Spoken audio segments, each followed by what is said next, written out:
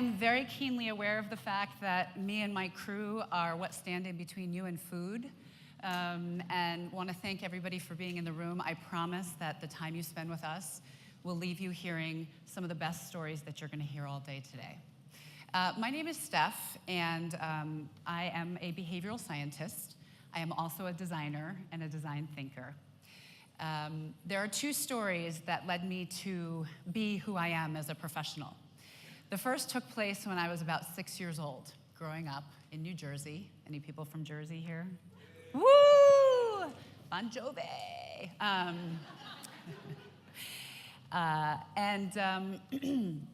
My younger sister was playing with her best friend, and they were screaming.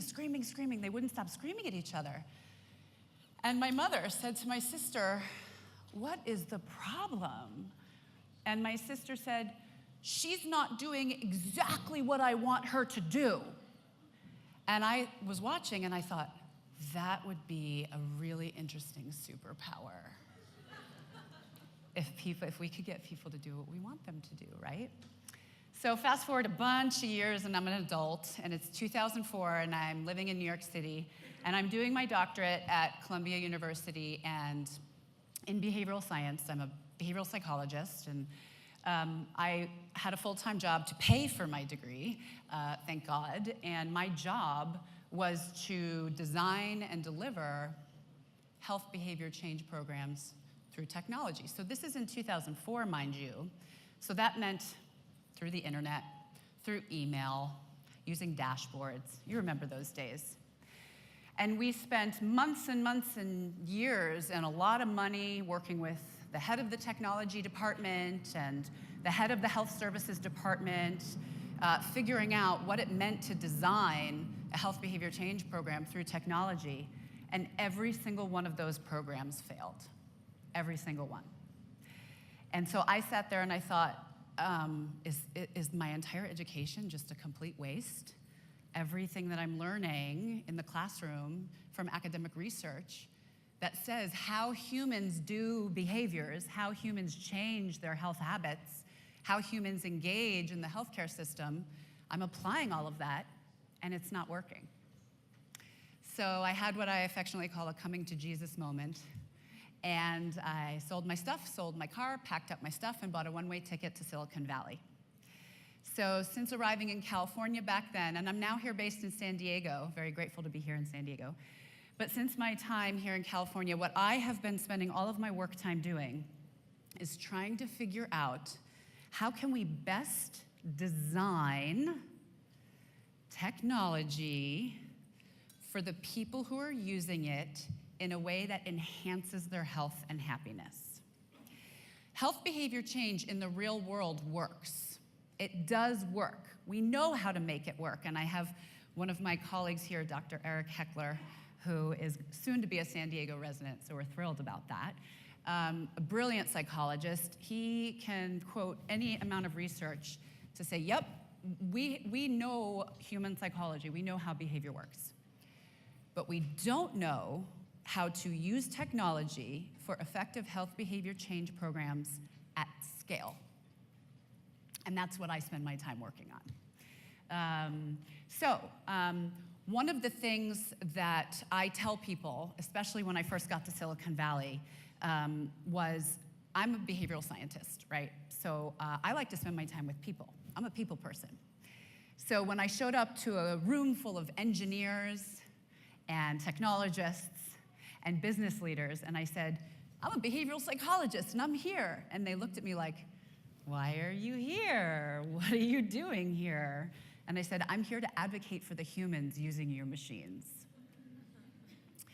So because I advocate for the humans using the machines, where I find my sweet spot is two ways. One, I find opportunities to play in academia, doing research, doing strategy, writing research papers in labs. And then when I'm not at the university, I am out in industry working with digital health companies, healthcare companies, that are trying to figure out how to be better at using technology for health and health behavior. So that's why we're going to talk this morning about DIY designers, people who are incredibly committed to and passionate about the role of technology in the world of health and happiness and health behavior. So what we're going to talk about this morning, I'm hoping is going to infuse you with a lot of energy. It's how DIY designers leading the We Are Not Waiting movement are impacting healthcare. How many people in the room, by a show of hands, are familiar with the hashtag We Are Not Waiting? Wow, okay, about 10. Fantastic. Okay, we're very thrilled to have all of you here with us. We Are Not Waiting is the social media cry of people around the world with type 1 diabetes who made a decision that the technology available to them commercially wasn't doing the job. And so what happened was, a couple of years ago, some very brilliant engineers, technologists, designers decided to start hacking in to the diabetes technology that's available to us here in the United States. So for anybody who has a family or a friend or a loved one or themselves insulin-dependent diabetes, that means you need insulin to live. You literally need insulin or you will die, right? Which is scary. So there are technologies evolving every day that help individuals with insulin-dependent diabetes live healthier, happier, less disrupted lives.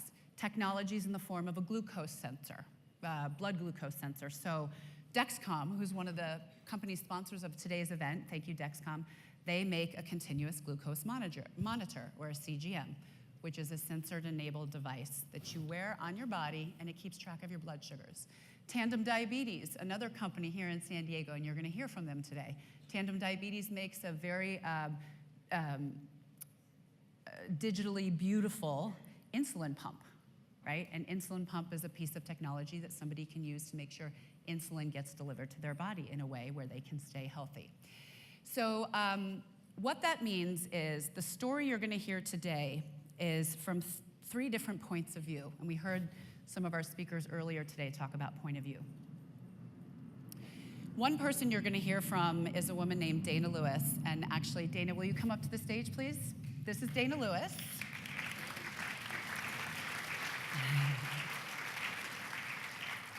Dana's here visiting us from Seattle, and we're always trying to convince her to move here to San Diego. Dana is somebody who, a couple years ago, in 2013, wasn't satisfied with the diabetes technologies that were available to her, so she decided to hack into the systems and create her own system.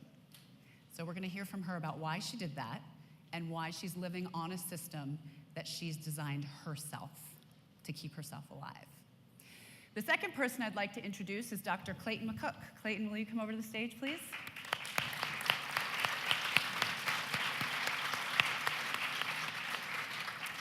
So Clayton's visiting us from Oklahoma City. I'm also trying to convince him to move to San Diego. I'm on a mission. I want everybody I love to move to San Diego. Clayton is here visiting, and Clayton, it says doctor in front of his name. He's actually an equine surgeon. So he's a vet who specializes in racehorses. He's here with us today because he has a daughter who was diagnosed with type 1 diabetes when she was 3 years old. She's now 9 years old, Lily, and in the last couple years, they have made a decision in their family to leave the insulin pumps and the diabetes technologies that healthcare provides us and go on to a DIY system. So his 9-year-old uses one of the DIY systems that Dana has created. Now, these are non-FDA approved systems, so people are using them at their own risk.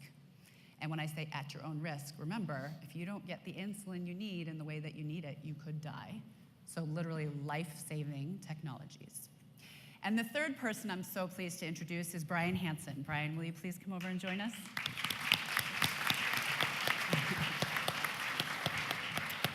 So Brian is going to sit in that chair because Brian's 6'10", if that's not obvious, even though I was going to sit there. I would love for you to sit there so we can fit. I know.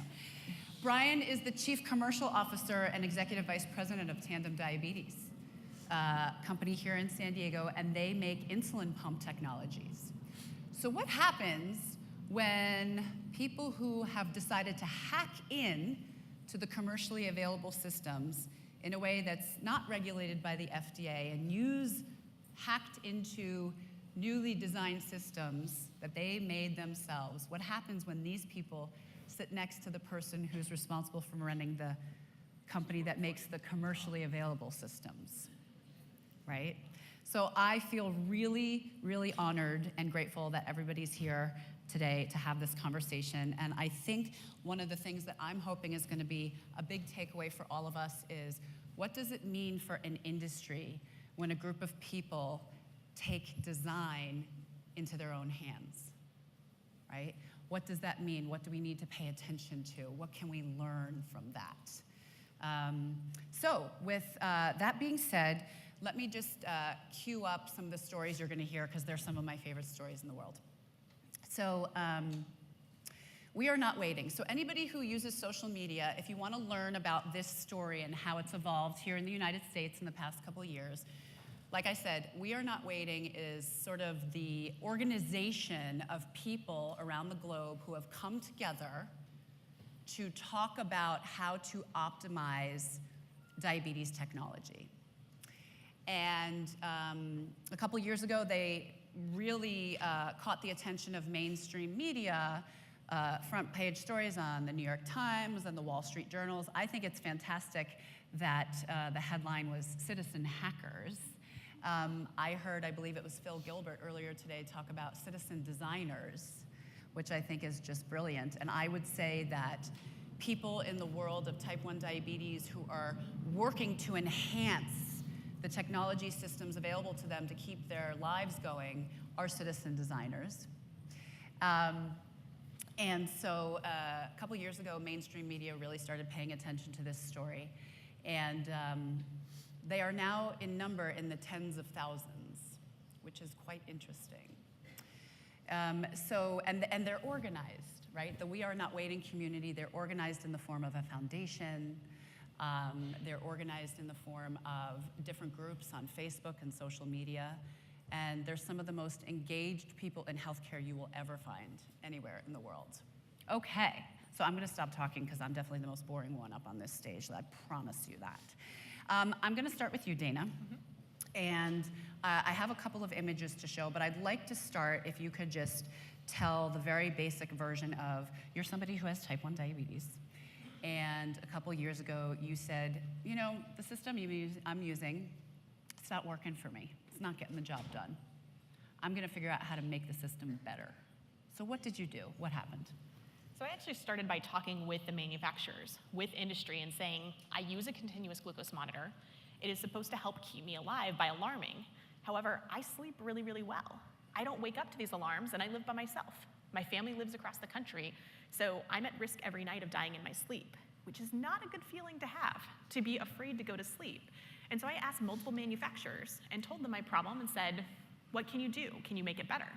And I was told, well, it works for most people, which is not a good answer to get. I was told, it's loud enough. I was told, we're working on it. It'll be out in the next version in a couple of years. And I said, well, that's great, but if I die between now and then, I'm not gonna be able to use the next version. And so I was really, really frustrated, and I thought I couldn't do anything because I don't work for a company. I'm not a designer. I'm not an engineer. What could I, as a person with diabetes, do? And I didn't know until, thanks to social media, I found somebody else who had solved this problem too, because I was not the only one. And there's a gentleman named John Kostick who lives in New York who has a son with type 1 diabetes. And he figured out how to reverse engineer the software to pull the data off the device. And I actually reached out to him and said, would you share your code? And I was thinking he would say no. And he said, sure, here you go. And so I was able to write a script that allowed me to pull the data off my device, send it to my phone, and make a louder alarm. But I didn't stop there. Once I realized how easy it was, once I had my data in my hands, I was able to basically design a system that first was louder alarms, then it was smarter alarms, then it became a predictive algorithm, and then over the course of a year, by working with other people in the community who were also frustrated with different aspects of the diabetes devices, including the inability to communicate with our insulin pump, we were able to essentially close the loop. And so I ended up, after about a year of work and hacking, with a closed-loop artificial pancreas system. And this is significant because that was then 2014. The first commercial system did not become approved and available in the United States until 2017. It's just approved in the US, which means people around the world, I have friends with diabetes in the UK and Australia and Brazil and wherever, They don't have access to the commercial systems either. The timeline of medical device approval is very, very slow, even when there is good technology. And so this filled a very, very big need, and that's why now I'm not just the only one. Like Clayton's family, there's now over 450 people worldwide who are DIYing closed-loop artificial pancreas systems, which means we're not just getting data off the continuous glucose monitor, we're also sending dosing decisions to the insulin pump every 5 minutes, so that if the blood sugar rises, we get more insulin. Because if my adrenaline goes up while I'm sitting here on stage with you guys all staring at me, my blood sugar goes up, it's giving me more insulin without me having to do a single thing. When the adrenaline goes away and my blood sugar drops later, it'll reduce the insulin and keep me tightly in range the way I want it to be with less work. So although I'm not an engineer by training, I'm not a designer by training, I'm not a doctor of any kind, I am somebody who has engineered, designed, hacked, and built my own system. Thank you.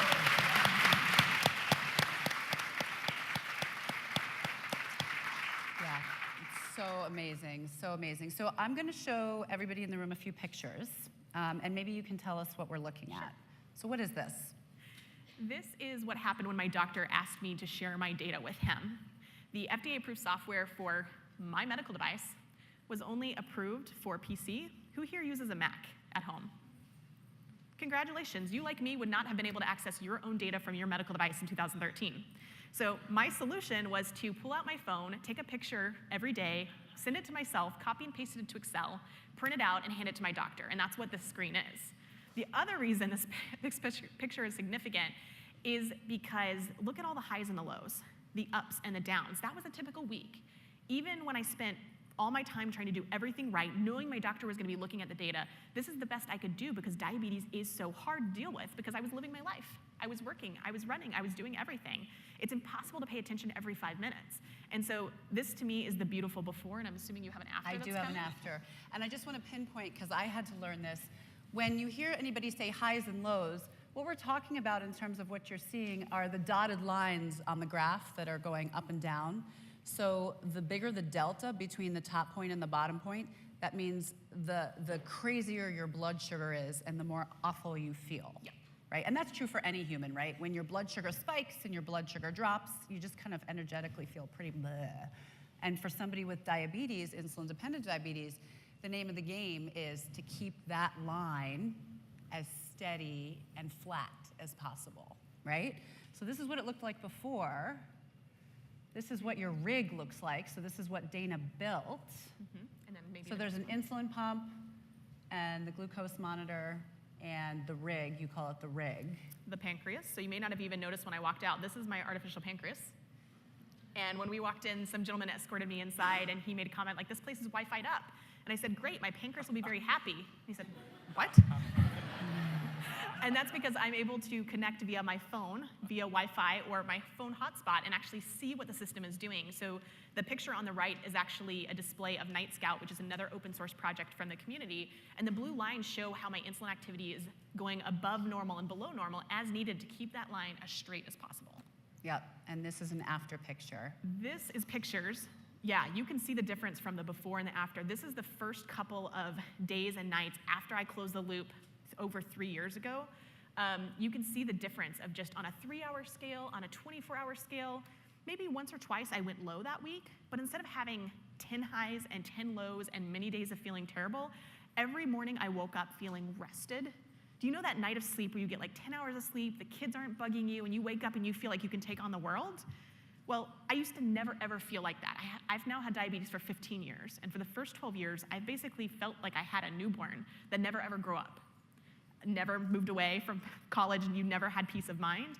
Well, with this gives me the peace of mind so I can go to sleep safely at night. And so it's not just the lines on the graph, but it actually changes everything about my body and how it works. And it's just a phenomenal feeling from the before and the after. Okay, all right. Thanks for helping us understand that. Yeah. So Clayton, I'd like to hear a little bit from you. So you're a dad, and you have a daughter who has type 1 diabetes. Actually, I think I have a picture of the family here. There's your beautiful family, and Lily with one of your racehorses. So that's Lily in the middle. So tell us about Lily and about your decision to decide which technology you wanted to use with her. So, as you mentioned, Lily was diagnosed in February of 2012. She was 3 years old at the time. We had no family history of type 1 diabetes on either my wife's side of the family or mine. My wife thankfully caught the diagnosis. She noticed all the signs: frequent urination. We heard Lily getting up to go to the bathroom in the middle of the night. She was irritable. She lost a lot of weight.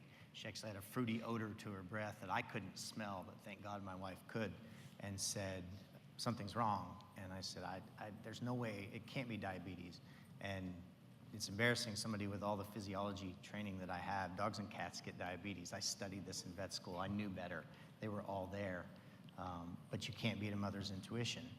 And so my wife said, well, I don't really care what you say. I'm taking her to the doctor.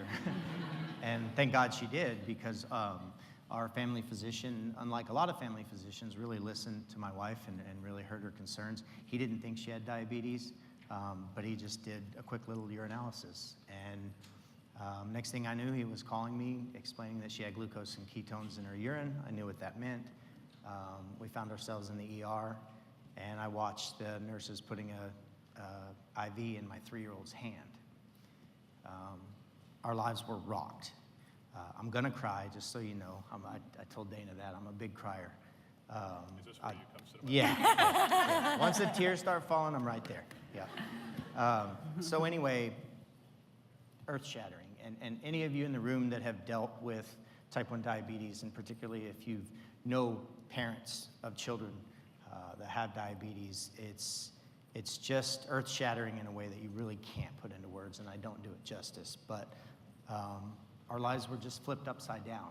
And suddenly I went from having a happy, healthy, bouncing 3-year-old who only wanted to go to work with her dad and pet horses to having to get 4 shots a day and trying to teach your 3-year-old that she has to hold still so that you can give her a shot, or that she has to prick her finger, or that she can't eat that cookie unless she gets a shot.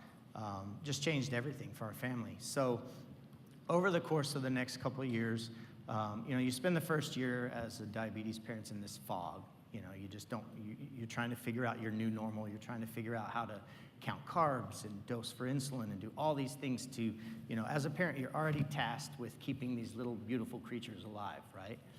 Add diabetes to the mix and it just takes it up, 10 times. And so we sort of got into a little bit of a rhythm. My wife and I work really well together. She's a great partner. Lily's a very compliant child, so we were doing okay. And I noticed my wife started getting up in the middle of the night to check her blood sugar. And I said, well, you don't have to do that, Dr. Domek, our endocrinologist, said that's not really necessary. She's okay, she's gonna be safe. And my wife said, well, I don't feel right. I just lay there and I worry about her. And so she started doing that, and I was like, oh, okay. And so I got up one night, because my wife was just exhausted, and I crept in and I checked Lily's blood sugar, and it was 42, which is getting really close to hypoglycemic seizure.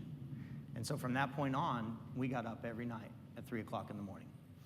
One of us, we alternated. We'd take a couple of days at a time, and we'd go in and prick her finger, and if she was low, we'd give her juice. Sometimes we'd give her some insulin. It was, again, like having a newborn all over again. We weren't sleeping. We were exhausted. It was really tough. And so we started looking for ways to deal with that. And so we found continuous glucose monitor technology, which was great. We started off with one product that worked fairly well in the home. You had to be in proximity to her. So it was great when she was around us, but we didn't see, when she went to school or she went to the park with her grandma, we didn't see what her numbers were. It wasn't possible back then. And so John Kostick and these other amazing people had created this system where you could basically hack into these numbers and see remotely what your child's numbers were. And so I saw a picture of one of our friends and had a Pebble watch with her daughter's numbers on it. And I said, I don't know what that is, but I gotta have that. And so, like an idiot, I just Googled, diabetes smartwatch, because I thought, that's a commercially available product. I'll just go down to Best Buy and buy it, and we'll be good to go. It didn't work like that. So I found this whole world of CGM in the cloud, started looking into it, and I thought, well, that's great. These people are really smart, and they're way smarter than me, and I don't really know that much. I mean, I'm a pretty good horse doctor, but I don't know anything about any of this stuff. And so I just kind of lurked in that group for a while and watched, and finally said, you know what, I'm gonna do this. There was a lot of encouragement. And anybody that's familiar with the We Are Not Waiting movement knows that at its core is altruism. It's a pay it forward mentality where you have all these parents and all these amazing people like Dana and others who give of their time and their energy and their love to help other people. And lots of people told me, yeah, you can do it. And so, almost 3 years ago to the day, that was the first time I ever saw Lily's numbers remotely, and that's on my laptop. And we stayed in this community, learning and learning and learning and building and building and building. I never thought I would understand this much about technology. I'm not an engineer. I've never written a single line of code. I still find my mind boggled by a lot of this stuff. But I was able to, through the encouragement of people like Dana and others, figure some of it out. And so fast forward to the next couple of years, I had been watching Dana and Scott and some of this work, and I reached out to him. I said, I want to do this, but I'm scared because I'm not as smart as you when it comes to this technology. This is not my background. Can I do it? And she emailed me back and she said, absolutely you can. Lots of people can. And so again, almost a year to the date, we went live with our first do-it-yourself artificial pancreas loop system. And on Halloween of this year, it will be a full calendar year that my daughter has been on one. She finds herself in range on average 90% of the time. She has 2% hypoglycemia, which is almost unheard of. She's healthy, she's happy, she bounces around, she goes to school, and I don't worry about her. This is a picture of her blood sugar at Carlsbad Caverns. This summer, we went and spent 3 hours in the caverns with no Wi-Fi or anything else, and you can see how steady she was the whole time. That's your Pebble Watch. And that's my Pebble Watch there, and that's a picture of her number, and that's a typical day for her anymore. And the picture on the left, is that her artificial pancreas? Yes, so that is the Intel Edison Open APS rig that Dana's design. Yep, and so it works on Wi-Fi, and again, that down in the bottom of Carlsbad, it doesn't work. But if you plug it directly into the system, you can actually have an offline looping system. So I think that's one point I'd just love to make is the interoperability and the fluidity of the design elements. So some people really like iPhone, some people like Android, some people want a hard case, some people want a soft case, some people want it to be pink, I want it to be purple. So because it's DIY, you get to design whatever pieces that you most care about, whether it's the algorithm, whether it's the feature, whether it's the remote monitoring, and that's what makes it very easy for people to customize to themselves and their lifestyle, whether they're down in a cavern, or they fly a lot. And that's what's just so beautiful is because you can really make it work for you. And it's something we're able to add on because no one company is going to be able to design a device or a system that works for me and Lily exactly the same way. We're totally different. Our lifestyle is different. Yep. Caregiver, it's just so different. But by having the fundamentals there that then people can kind of tweak and add on to themselves, it makes a world of difference. Okay. And you mentioned to date there are about 450 people currently wearing a DIY system to manage their diabetes. But there's like 50,000 people on the Facebook page. So I guess that kind of validates the 1% are the content creators, 9% are the evangelizers, and then 90% are the lurkers or the... Yeah. We were talking about this 1-9-90 model of basically any community, online or off, where 1% of people are like the bleeding edge super doers. 9%, I would say Clayton's probably in that category. If I'm the 1%, Clayton would be, and his family are in the 9%. We're like, they are early adopters, but they wait and they want help and they really want to make sure they know what they're doing. And there's 90% of people who either are just in disbelief or they're lurking, or they haven't been exposed to that corner of the community. So when you think about diabetes, even the broader We Are Not Waiting community with tens of thousands of people, that's still the 1% of the type 1 diabetes population because there's millions of people with type 1 diabetes. So you see the 1-9-90 in Open APS, you see the 1-9-90 in the broader We Are Not Waiting community, and that's still true out of the bigger diabetes community too. Right.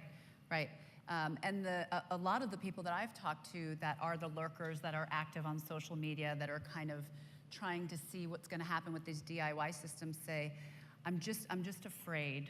I'm afraid. I'm concerned about safety, and I think safety is a beautiful segue into the FDA. So the FDA is the organizing body here in the United States responsible for making sure that any medical device that becomes available keeps people alive. And so Brian, this is your entrance, por favor. You are the chief commercial officer of a company that makes insulin pump technology. You are a publicly traded company, and you are required by the FDA to meet certain standards. So what do you think about this? What do you think about these people and these stories? I kind of feel like I'm in timeout over here. Like I'm supposed to be the antagonist. I see why I'm brought here now all of a sudden. They're stacking the deck against me. I think many of you would anticipate me to have a visceral reaction to what Dana said, but quite the opposite. And as a chief commercial officer, I'm in charge of marketing, sales, our design inputs, our tech support group, our customer service group. We have about 60,000 patients who use our pump today. And we are definitely striving to get to a graph like that Clayton is showing, the graphs that Dana showed earlier. That is the holy grail. And as the commercial guy, I actually like this because it puts pressure on my folks in R&D to get there fast. It puts pressure on the FDA to realize that those that are not waiting want solutions, and they need to help us get to those solutions as fast as we can. They're very aware of the work that Dana and the teams have done. They talk quite openly about it, and quite frankly, the only pressure I see or get with the community is many of them would like to use our pump in their work. And instead, they're using pumps that are somewhat 10, 12 years old because those are the ones that they were able to hack into. So they would like the latest technology, the touchscreen interface, the enhancements that come with the newer pumps. Without sharing a whole lot, we've certainly asked if that was possible, if we could help in any way. And clearly, as a company that has a different liability bar put, an FDA-approved product, the FDA doesn't really see that as a good avenue forward as we work on these algorithms and these programs to help our current and future pumpers. So while there's a little tug of war at times, from my perspective, the advocacy, the passion you see here, certainly the smarts and ingenuity is amazing, and I think that pressure is very healthy. And the 50,000 folks that are following the effort are certainly also putting pressure on us, and quite often I've met numerous folks.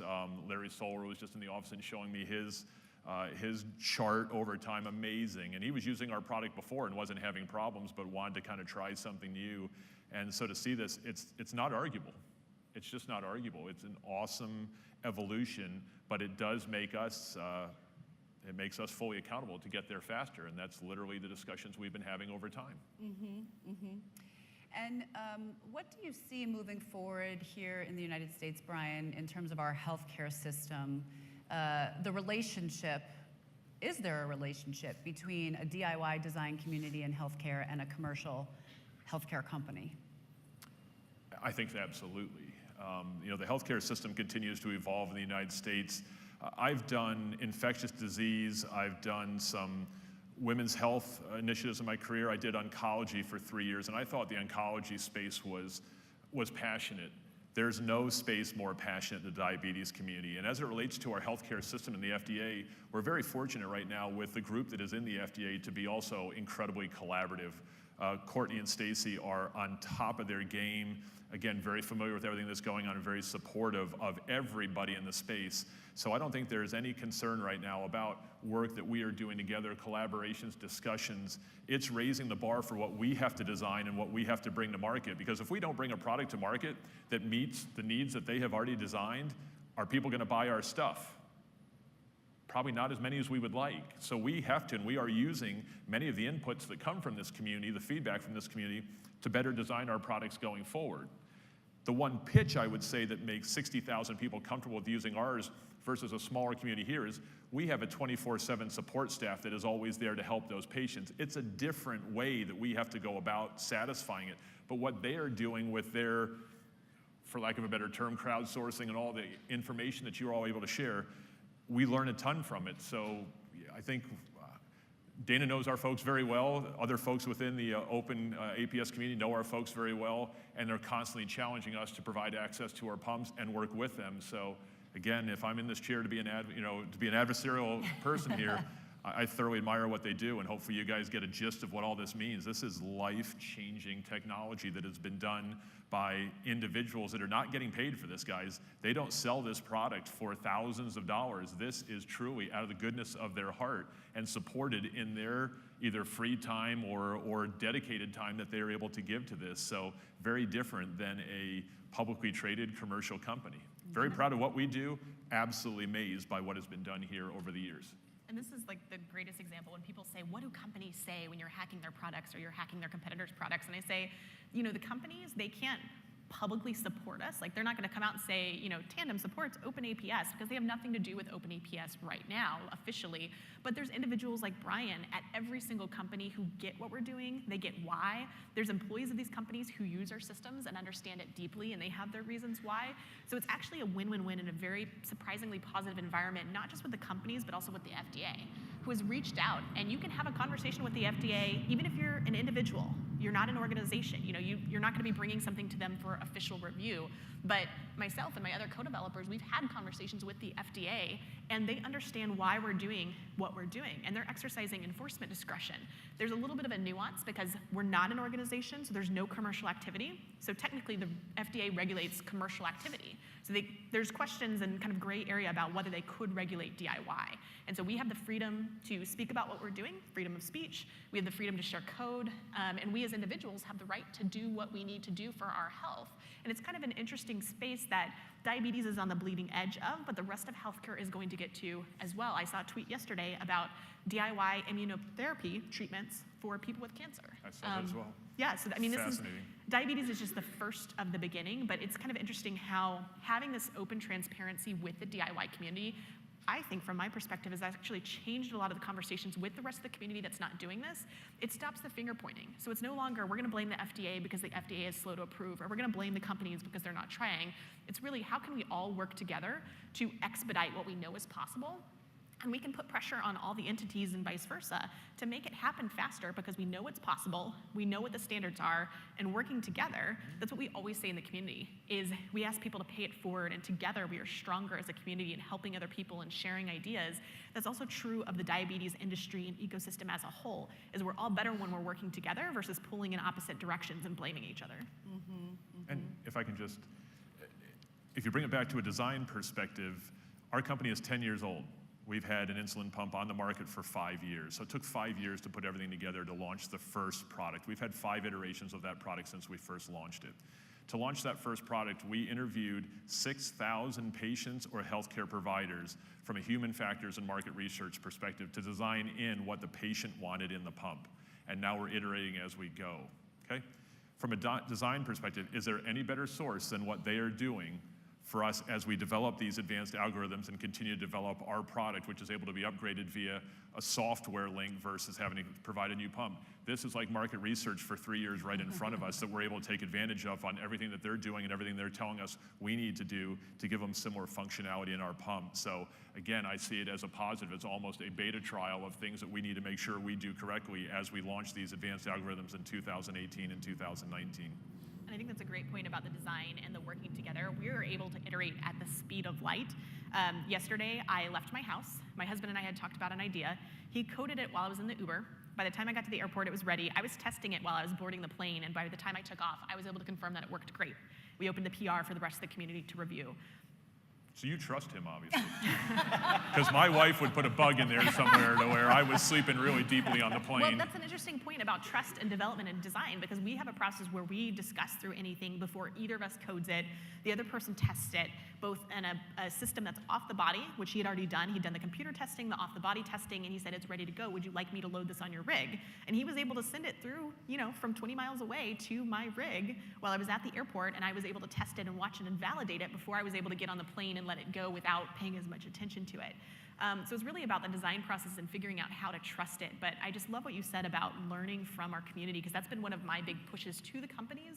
And what I would say to people outside of healthcare is, if there's people out there doing stuff that is crazy and one-off and bleeding edge, I think it's very easy to have that instinctual protective reaction of, well, they can't do what we do. We do it better. We're doing it commercially. We're doing it X and Y and Z. But if you kind of get over that emotional, I think almost fear-based reaction, and you really look at the benefits of having people with outside-of-the-box ideas and abilities to problem solve in a way that you, with your regulatory and other burdens, can't quite see the way there yet. That makes your product better, it makes your company better, it makes end users and consumers and people happier. It's really a win-win-win, but you've got to get over that first instinctual, oh, no, we couldn't possibly listen to somebody who's not an expert.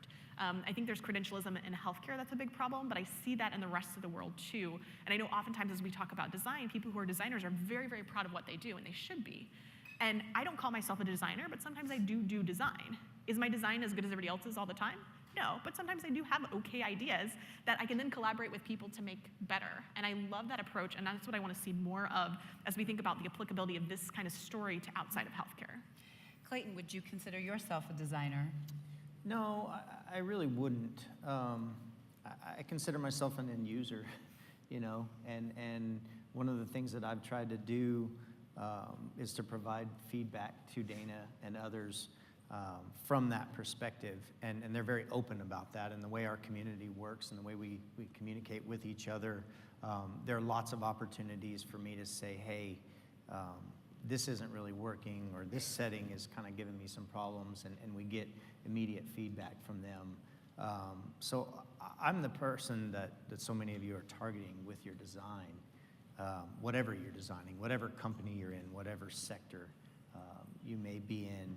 And I think that the thing that this community does the best is the humanity at the core of it.